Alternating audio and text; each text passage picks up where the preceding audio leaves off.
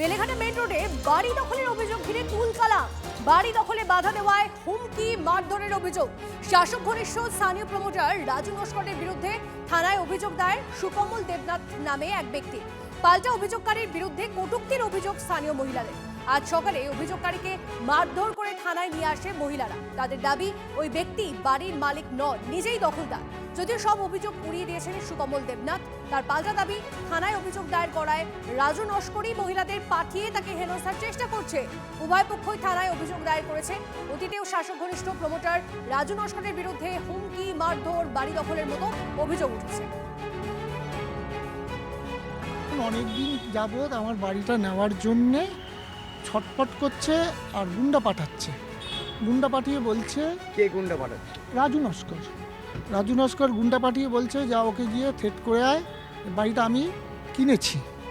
বাড়িটা আমরা 75 বছর থেকে আমরা এই বাড়িতে রয়েছি। আমার দাদু, আমার বাবা, আমরা এখন 75 বছর থেকে রয়েছি। আমার নয়, এটা তো কোর্ট বিচার করবে। ওরা বিচার করবার কে?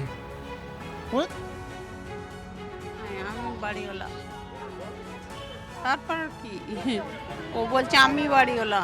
ও নিজেই বলছে আমি এই বাড়ির মালিক, ও নিজে দখল করে রেখেছে ওটা পুরো। হ্যাঁ, কি করব, এটা নিয়ে কি করব? নতুন করে না উনি দখলে উনি সবাইকে বের করে দিয়ে বলছে আমি এই বাড়ির মালিক এখন। কমপ্লেন করেছেন? হ্যাঁ করেছি, দীর্ঘদিন আমাদের প্রতি এরকম রাস্তাঘাটে টোনটামারি করা, এই জিনিসগুলো করে আসছে দীর্ঘদিন। আমরা দুজনে মিলে লেকে রোজ প্রাতঃভ্রমণে বেরাই। তো যাওয়ার সময় 6 তারিখে তো উনি আমাদেরকে আটকে রেখেছিল রাস্তা।